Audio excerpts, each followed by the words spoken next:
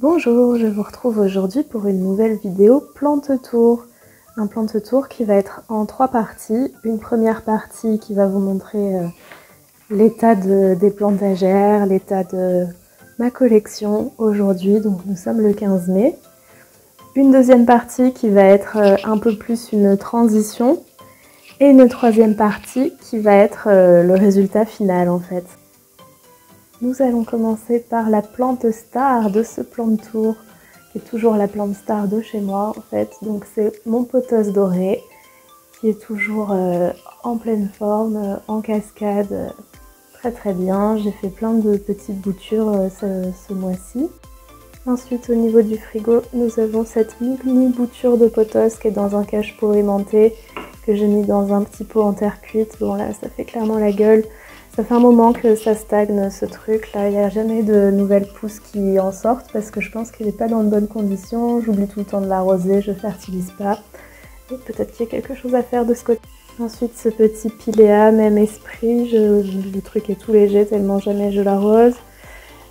Je pense que je vais le laisser dans son pot cependant parce que lui il a l'air pas mal à l'aise, il faut juste que j'essaye de penser un peu plus à l'arroser.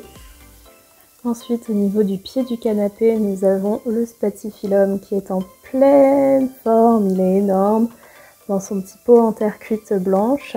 Puis j'ai réussi à le faire refleurir. Là, on a sa première fleur, mais bon, elle est un petit peu vieille maintenant, donc elle fait un peu la gueule. La deuxième qui est vraiment magnifique. Et là, on en a une troisième qui est arrivée. Je sais pas s'il va y en avoir encore d'autres. Après 3 en même temps, j'avoue que moi, ça me suffit. En parallèle, il continue à faire des feuilles et tout, donc bon, bah c'est cool. Hein. Ici, c'est mon humidificateur maison. C'est une petite coupelle avec quelques billes d'argile. Et en fait, moi, je n'investis pas dans des humidificateurs. Je préfère utiliser ce genre de système. Alors bon, là, vu la taille des 2 plantes à côté, c'est peut-être pas le truc le plus cohérent. J'ai aussi ce spray, mais en fait, je m'en sers pas parce que ici, l'eau est tellement calcaire que ça fait plus de mal que de bien à mes plantes de les arroser avec un spray. En fait, tous les matins, quand je fais mon café, donc je fais bouillir de l'eau. Il me reste toujours plus d'eau que ce que j'ai fait pour ma tasse. Et donc, je la mets dans cette coupelle. Ça diffuse un peu plus avec la chaleur. Je fais la même chose en bas de ma plantagère qui est dans la chambre.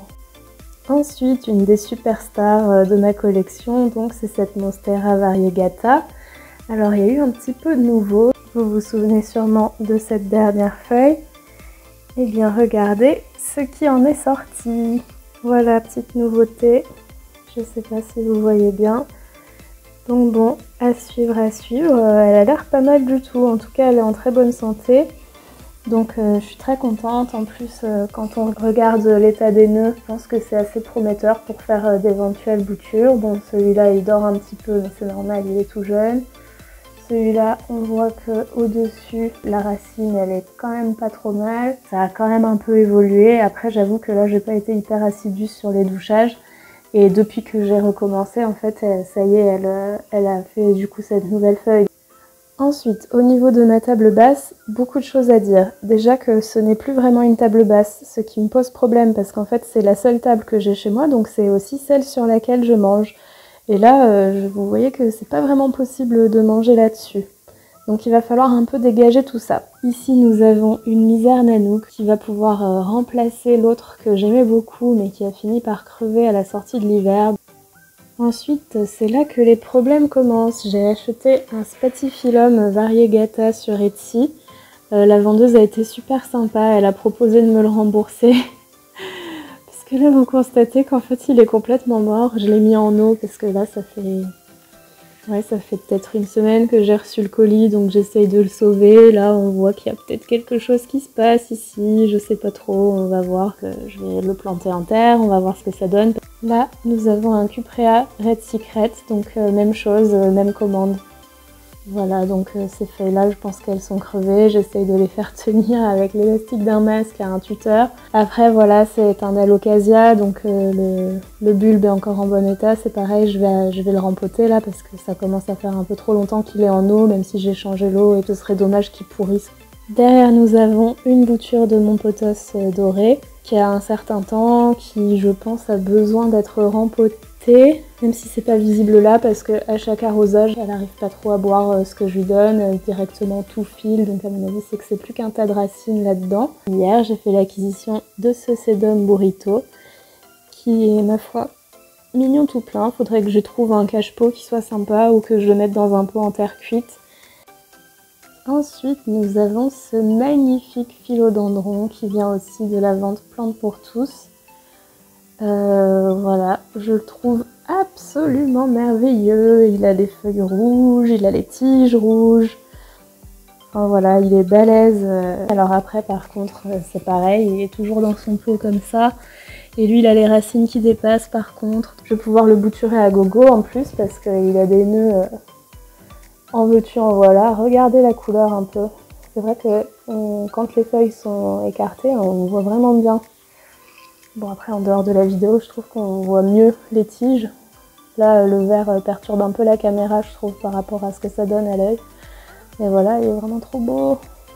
Donc nous avons cette Sansevieria qui n'avance pas d'un iota depuis que je l'ai. Ça va faire 6 mois je pense. Elle n'avance pas. Ce Calathea qui est quand même pas mal beau. Il fait tellement moche aujourd'hui que même s'il est même pas encore 4 h de l'après-midi, il est déjà en train de se replier. Au niveau des nouvelles feuilles, bah ma foi, il continue à travailler tranquillement. Ça a l'air d'aller pas trop mal. Bon, il est toujours un peu trop infesté, je pense, par les Ciarides, parce que les Ciarides, pareil, gros sujet encore dans ma collection, même si là il y en a moins avec l'été, je ne m'en sors toujours pas.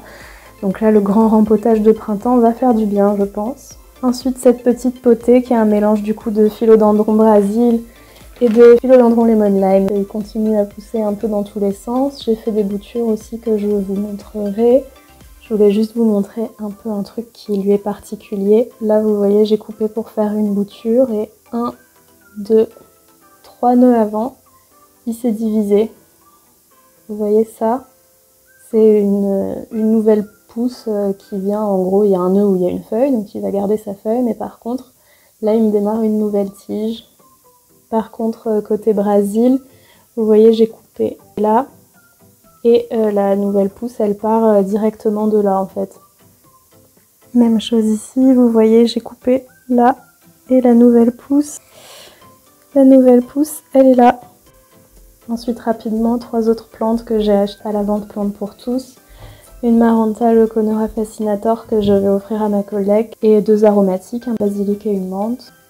Derrière, nous avons les Euphorbes Lactea. Donc je ne sais plus exactement les sous-espèces. Celui-là je crois que c'est Trigona rubicans par contre. Ensuite une bouture du pothos doré encore une fois dans un joli cache-pot Plantes pour tous. Une autre Maranta Leuconera mais pas une Fascinator. Celle-ci est très jolie, je l'aime bien. J'ai un peu négligé l'arrosage donc on voit que les bouts des feuilles là pas apprécié sur les vieilles feuilles mais visiblement je m'y prends mieux maintenant. Ça lui plaît mieux et puis voilà, elle fait plein de feuilles, ça a l'air d'aller pour elle. Ici nous avons le Calathea Magic Star que m'avait offert ma maman, qui a l'air d'aller pas trop mal contrairement aux apparences. Pareil, niveau arrosage, il y a eu un moment que j'ai un petit peu raté. À l'arrivée du printemps, il a eu un peu soif parce qu'il voulait redémarrer à fond la caisse. Et moi, j'étais pas hâle, tout simplement pour m'en occuper bien. Et surtout, il a l'air de vouloir pousser par ailleurs. Donc, vous voyez, ça c'est une nouvelle pousse. Un nouveau rejet en fait, carrément. Donc voilà, soit je sais pas exactement ce que je vais faire encore.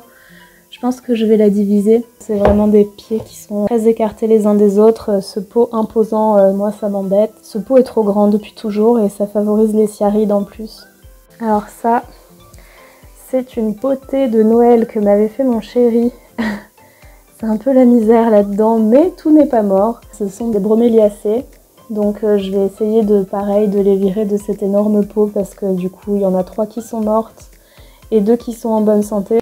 À l'étage du dessus, ça y est, ça commence à être un peu plus fourni avec cette misère, pareil, qui mène plutôt bien sa barque. Ensuite, la Maranta Leuconera Fascinator que je m'étais acheté aussi à une vente Plantes pour tous, qui a l'air d'aller très très bien dans son petit pot qui n'est pas un pot en terre cuite du tout. Je vais la mettre ici, hop.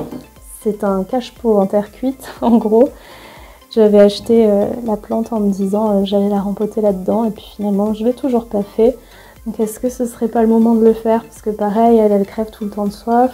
Mais ça a l'air d'aller quand même, alors bon, j'ai pas très envie parce qu'elle se débrouille bien là, elle me fait plein de nouvelles feuilles. Oh, puis je me rends compte que j'ai pas tout à fait fini tout ce qui était sur le bureau parce que ici nous avons l'espèce de bouture que j'avais faite de chlorophytum qui, ça y est, a fait une grande racine blanche. Ensuite, sur le même étage, nous avons de nouveaux petits coléus et tac qui vont peut-être rejoindre celui-ci pour faire une potée. L'Echeveria dont je ne m'occupe jamais, qui a l'air de très bien s'en contenter. Mes petites boutures de plein de pothos. Enfin bref, c'est toujours la même plante mère hein, du coup. Et par contre, ça a un peu évolué quand même depuis la dernière fois. Ça y est, ça pousse. Donc voilà, vous voyez, ça pousse. Il y a des nouvelles feuilles tout le temps qui arrivent. Voilà, les trucs, les boutures de tronçons que j'avais fait à la base. Ça y est, ça pousse quoi. Alors pas toutes, hein, visiblement. Il y en a quand même qui font de la résistance. Mais j'ai l'impression qu'il y a quand même bien 2-3 feuilles à chaque fois.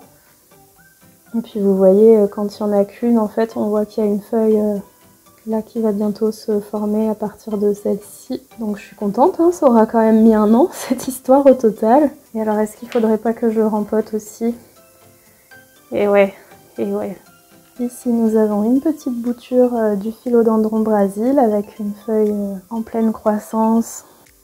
Là-haut, une plante grasse inconnue qu'on va laisser tranquille parce que j'ai pas envie de m'en occuper. La star, le magnifique avocatier tropical qui va très bien et juste toujours un peu mangé, forcément là où il avait été grignoté, il n'a pas récupéré. Hein. Une fois que c'est bouffé, c'est bouffé. Je sais plus quelle feuille avait carrément été croquée. Ah, c'était celle-là. Donc bon, ça récupérera pas, mais après c'est pas grave parce qu'en plus vous voyez en haut, il m'en prépare encore plein, donc voilà. Après là, il est à ce stade depuis un certain temps. Pareil au bout des grandes branches. J'aime vraiment beaucoup cette plante. Et la raison, elle est simple, c'est qu'il est vraiment temps de le rempoter. Il va vraiment falloir que je le rempote. Je pense que je vais réessayer de le laisser dans le même pot, mais en le remontant encore un petit peu.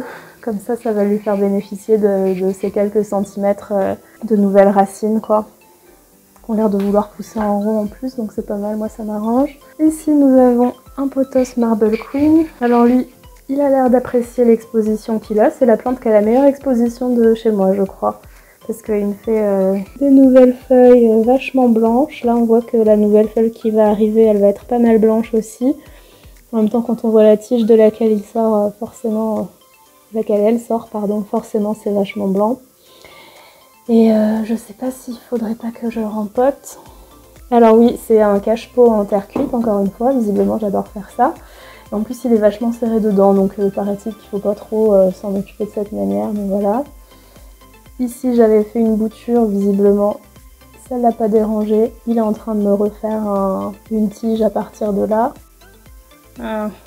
Regardez, il va falloir que je le rempote quand même.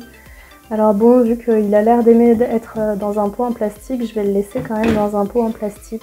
Mais du coup, je vais devoir le changer de cache-pot. On retourne sur le bureau pour regarder cette petite étagère à bouture. Donc j'ai mis du Marble Queen, du pothos doré, j'ai mis plein de trucs. J'ai fait des assez grosses lianes. Et il y a aussi une petite bouture de Marble Queen qui m'a été offerte par... du coup la boutique Etsy sur laquelle j'avais acheté le Spatifilum crevé et le Cuprea Red Secret. Elle m'a donné aussi une bouture qui était déjà bien racinée. Et puis là vous voyez, ça commence à pas mal raciner. Il y a un bout de philodendron aussi qui trempe là-dedans je crois, enfin bon. Ça racine tranquille mais ça je vais pas encore y toucher. Je regarde pas forcément si les racines sont dans l'eau, je regarde les feuilles à l'extérieur. Si elles font la gueule c'est que ça touche plus l'eau. Si elles font pas la gueule, et c'est que tout va bien, on les laisse encore un peu. Là quand vous voyez la taille des lianes, il va falloir attendre qu'il y ait des racines qui soient à peu près cohérentes avec ça avant de les sortir de l'eau pour les planter. Genre les racines que le Marble Queen a sont un peu disproportionnées par rapport à la taille de la bouture. Maintenant pour des boutures aussi grandes que celle-là, je veux au moins ça, sinon tout va crever. Le coin de la chambre... avec là toute la collection de pots et de cache-pots que j'ai déjà sorti pour pouvoir un peu va commencer à rempoter après. Hein. Et donc ici j'ai des bulbes. Donc ça je crois que... Oh mince, je viens d'en casser un petit bout. Je crois que ça ce sont des arômes. Donc il va falloir que je les plante parce que visiblement ils ont démarré tout seuls. Ils étaient dans le lit-coffre. Mais ils ont quand même démarré, donc c'est que le printemps les a quand même bien sonnés. Et mon amaryllis de l'an dernier qui, pareil, a commencé à sortir sa nouvelle pousse alors que du coup pas d'eau, rien. Et donc comme il n'avait pas de lumière non plus, pour l'instant il est blanc. Donc là je l'ai mis un peu à distance de la fenêtre pour qu'il ait une adaptation qui soit quand même un peu cool. Mais là je vais mettre les racines en eau. Et on termine le plan de tour avec ce petit Phytonia sous cloche. Alors lui, je ne m'en occupe pas du tout. Et vu qu'il est sous cloche, je crois qu'il s'en fout. Il démarre quand même des petites pousses. Hein. Il n'y a pas besoin de le rempoter. La terre est encore un peu humide. Voilà, peut-être qu'il faudrait juste que je le taille un peu. Parce que là, je deviens un peu critique hein, sous la cloche. Il est quand même proche du plafond.